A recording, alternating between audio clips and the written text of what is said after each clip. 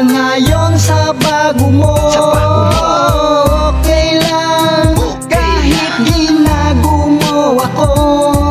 Kung saan ka liligaya, siyempre masaya na ako.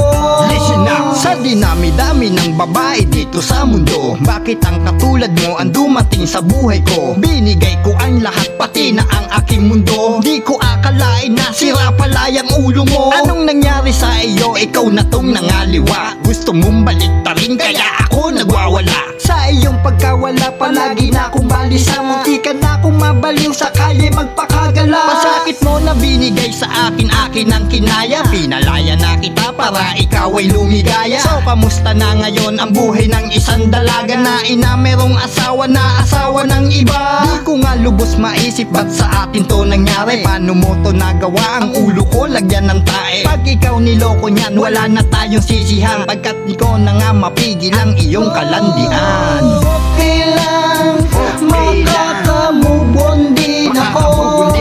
Langya ka pa kasasaka ngayon sa bago mo. Okay lang, kahit ginagumo ako.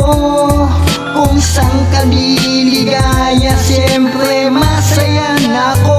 Listen up! Akin pang natandaan nung kasama pa kita, at habang ako tulog ay nagchat-chat ka pa. Matagal kong napansin na palagi kang puyat. Yung pala pamimigay mo na pala ang iyong bila. Lahat ay akin tinanggap kahit alam ko masaklap. Ang lahat ng pangyayari nasa atin naganap. Kailangan ko na maghanap na ng iba higit sa'yo. Matalino, madiskarte, di bobong katulad mo. Naniniwala na ako pag ibigay di totoo, na aking naramdaman ang sakit buhat sa'yo. Di naman ako aso para lapain ko kayo, na pagkatapos na lawayan sinusuka ang buto. Palagi mo natandaan ang palagi kong dalangin, ang tangi kong dasal, palagi ka na pagpalain. Huwag mo kong alalahanin at ako'y maglilibang. Walang iba na gagawin kundi ako ay magbilang.